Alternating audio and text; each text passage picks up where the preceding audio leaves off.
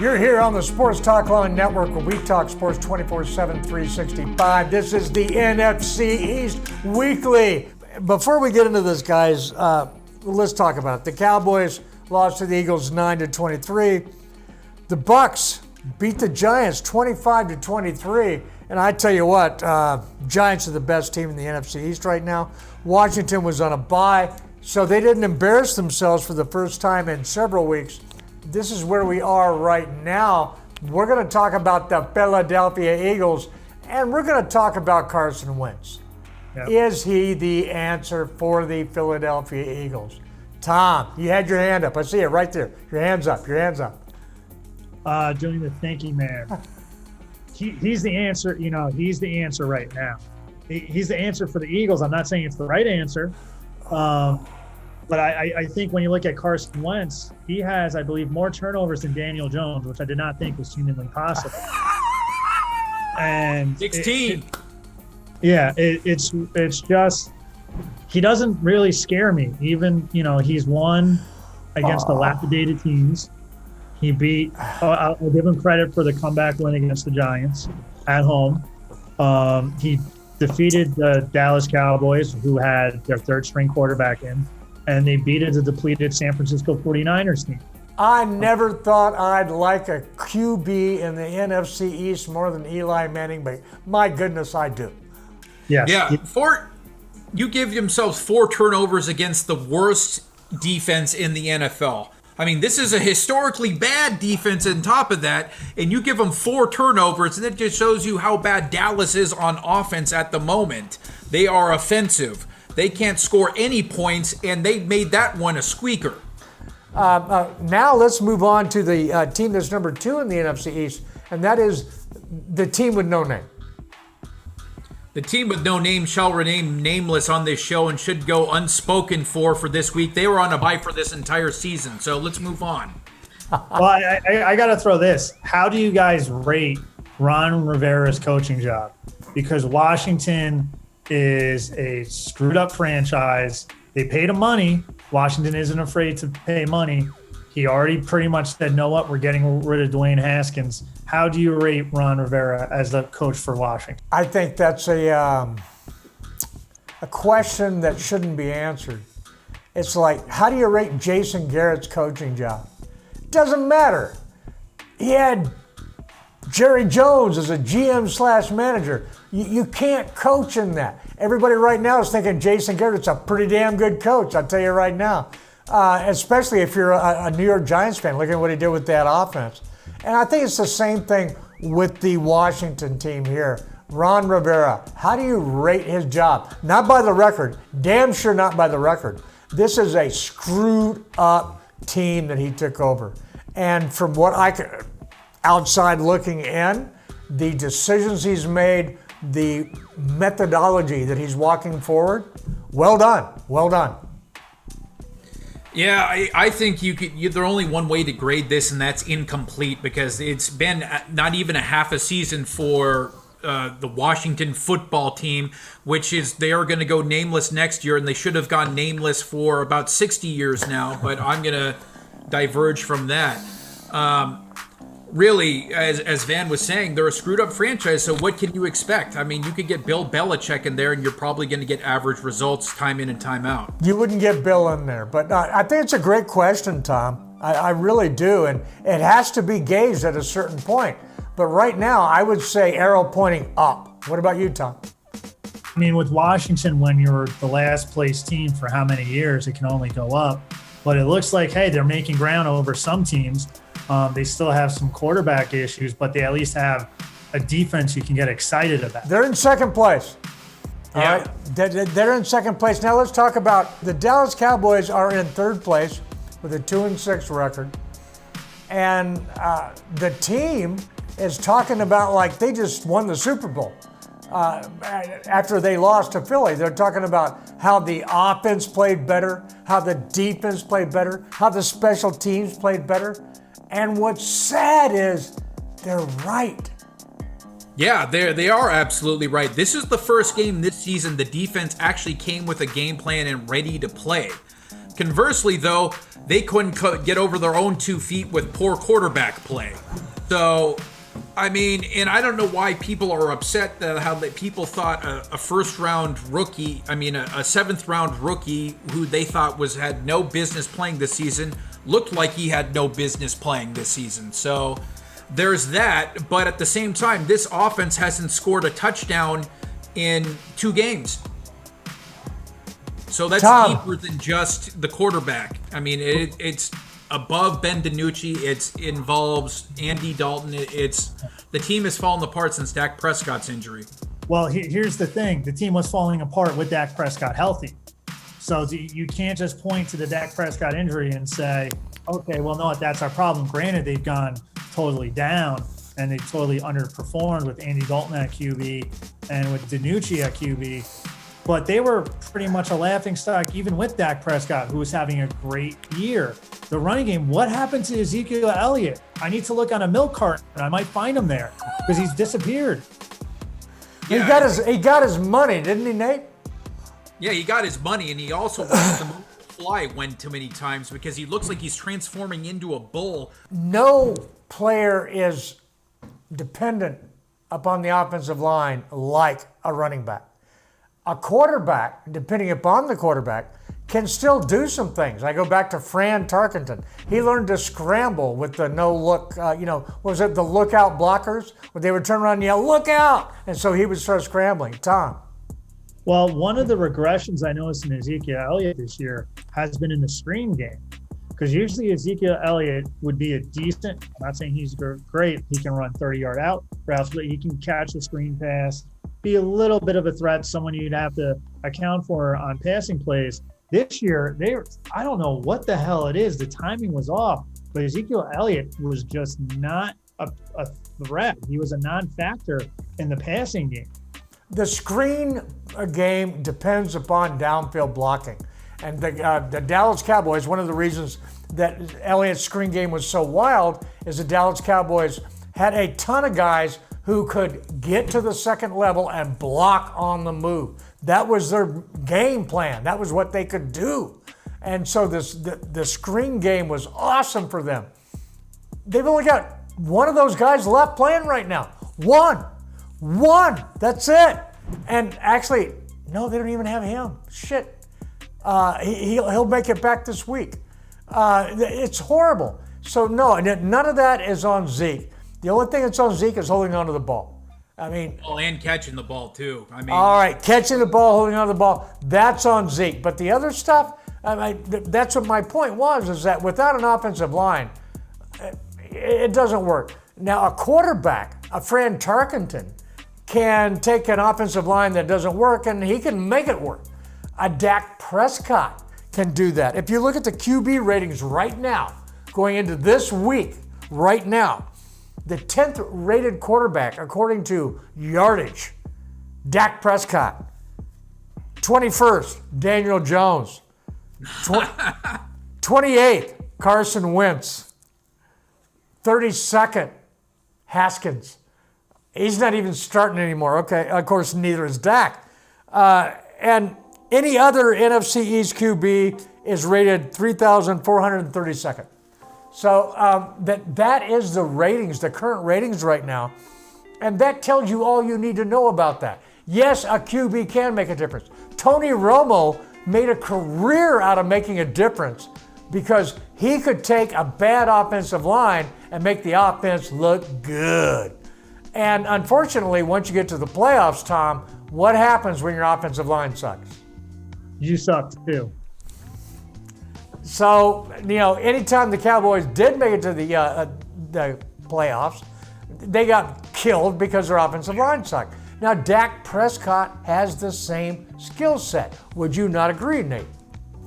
Yeah, absolutely. I mean, we've seen this already, but as Tom pointed out, that's not leading to W's in the win column. I want to talk about the best team in the NFC East right now, who happen to be last in the standings, and that's the New York Giants. Do you disagree with me, Nate? Yeah, because you are what your record says you are. And at the end of the day, they can't They haven't been able to close out games, as Tom and I were talking in the green room. I mean, we talk about quarterback play. We saw 4 or 5 plays where Daniel Jones had the chance to shut the door on the Tampa Bay Bucks and to shut the door on Tom Brady, but he just missed. Four times he had guys wide open downfield that he missed. And I will say this, though. And that's bad. This was Jason Garrett's best game as a play caller as a New York Giant. It's best game as a play caller in a while. All right. I mean, but man, was he on target. He had everything going on. The offensive coordinator did not cost the Giants this game. But that's not really the question. Longtime Cowboys pundits, myself, you, we knew Jason Garrett wasn't the problem, that there were other problems. And it's the same thing on the Giants. But the Giants, regardless of anything else they may have, Tom, they have a QB issue. Yeah. With Daniel Jones right now, it's frustrating. You know, he'll make great plays and then stupid, idiotic plays. He did a great throw with Deion Lewis for the first touchdown. Oh, sliding quarter play, boom, drop the dime. Oh, nailed it. He had the Giants offensively, they had a great first half. Part of it is because the Giants, they had a good performance from the offensive line. They rushed for over 100 yards. Andrew Thomas only gave up 4 pressures. A lot of people thought Jason Pierre-Paul was going to run wild on his former team, but he got in his licks. Yeah, I mean, late, especially in the second half, he got in his licks. But also it could have been a lot worse. Oh yeah.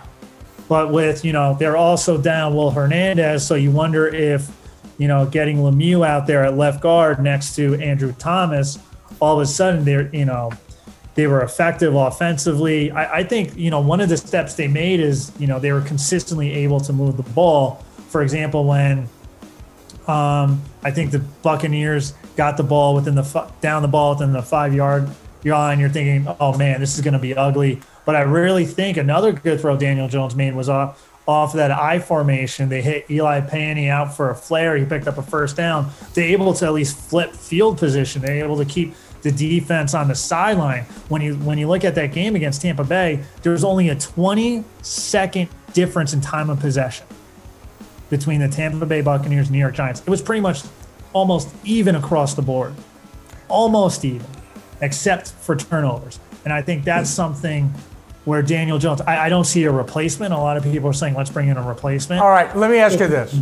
Yeah. I see 3 games where Daniel Jones gets to prove whether he's the New York Giants quarterback of the future or not. And here's why.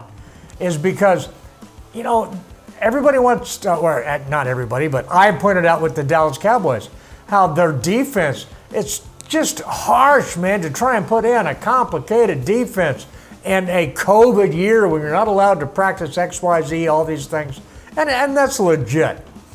However, on the converse side, Jason Garrett has had to put in a totally new offense for the Giants. This is a totally new offense. This is not an offense that any guy out there had before. The only thing he had to do, he brought one player with him, an offensive lineman, and the offensive line coach. That's it. And so these guys are learning a new offense, and I've seen every week them get better. When they are clicking, this is starting to work. And the problems I see with Daniel Jones are 3 times, 3 turnovers, under pressure. Instead of eating the ball or throwing it out of bounds, he tried to make a play. Yeah, I think that's going to come hopefully with time. We'll see if he's allotted that time. It's just, if he eats the ball those 3 times, Giants win the game. You could definitely say that, and I think that's something. Well, one of the changes we did see offensively in the last few games has been their efficiency inside the red zone. Oh, well, first of all, let's talk about Ingram outside the red zone. Ingram looked like Ingram, didn't he? Finally? He did, and also there's a part you got to wonder, this is the first time Daniel Jones had all his wide receivers. all of them were healthy with Sterling Shepard. And I think Sterling Shepard was just that little extra piece. I don't know if it's coincidence or Sterling Shepard is that good or he adds that depth. He's that target. Shepard was impressive. But if he could just learn to hit Darius Slayton and anywhere near his hands, I think that this game would have been over. Yes. Van, Nate, what do you got? That's what I'm saying. I think Darius Slayton's a nice find in the draft you guys had a couple years ago. I think a 5th-round pick. And this guy, he deserves better quarterback play. I don't know how many times he legitimately got a good 3 yards of separation from the defensive back, but he should have had 3 touchdowns yesterday. I agree with that, too. I think what he said. Yeah, there was one where I think they pointed it out. If, Jones turned to his left, he would have been able to hit Slayton all by himself. But he came off Slayton one time. Just came off of him. He was looking at him. He was his primary. Looked at him and said, "Fuck it," came off. And as he's coming off, Slayton is like in the process of separating. I mean, it's so obvious. And then he throws in a double coverage. Yeah. And it's like, dude. A lot of them were decision making. Daniel Jones hasn't won anyone over. Oh, every one of them. On this last game, every one of them were. And that's what's got my mind kind of blown because Jason Garrett is an ex-QB, and he was a backup QB. You know what they say, those who can't teach. Okay, and he's been really good at it. And as an offensive coordinator, he was the shit. And everybody across the league was trying to hire him, and Jerry Jones dropped the assistant coach label on him so nobody could hire him away. Yeah. And then that went like it went. But now he's back out here in the wild, and his offense is working. I mean, it is working. And I think that Daniel Jones is the perfect QB for this offense. Do you?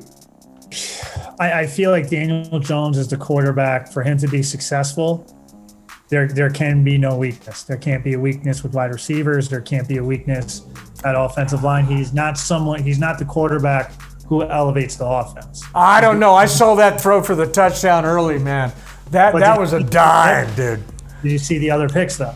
Yeah, right. Yeah, there is that. The decision making, and you got to wonder, if you see it like once every few games, okay, but this is consistent. You're just waiting. It really is.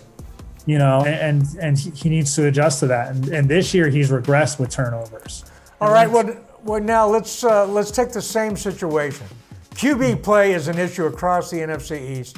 Let's dial this up because we now have information that who is going to start for the Dallas Cowboys this weekend. Come on.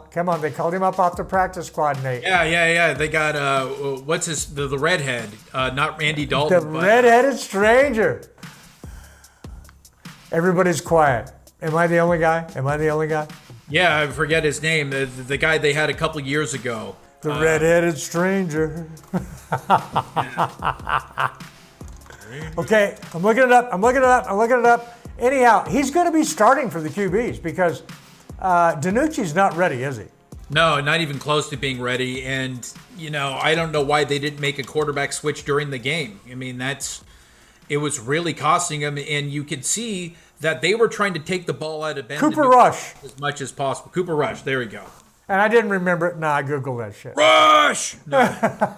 The kid, and it always reminded me actually of Andy Dalton. Yeah, that's probably because they both have red hair. Maybe. No, it's the big arm. But, I mean, the kid can throw the ball deep. And with the Cowboys receivers, I'm saying, play this like Cincinnati, man. When A.J. Green was in his prime, you only needed the 9 route. Screw it. Totally. I think that's something, too, and it's coming at a horrible time for, the Cowboys or Dak Prescott. You got to wonder. But enough about Nate's internet connection. Yeah. But you gotta wonder if you're Jerry Jones and you can be like, hey, maybe we can pull someone out of nowhere, kind of like almost like Tony Romo, and all of a sudden that solves our QB problem. That has been talked about. Pulling Tony Romo out of the booth. There's a big problem with that. Yeah, he's making like $20 million a year right now. Yeah, I wouldn't go back to the Cowboys. Like, wait a minute, you replaced me with an injury, and now the guy who got hurt, you want me to replace? Yeah, and my golf game right now is cooking. So no, that ain't happening. Now, if Jerry decided he wanted to pay him $50 million off to the side, maybe.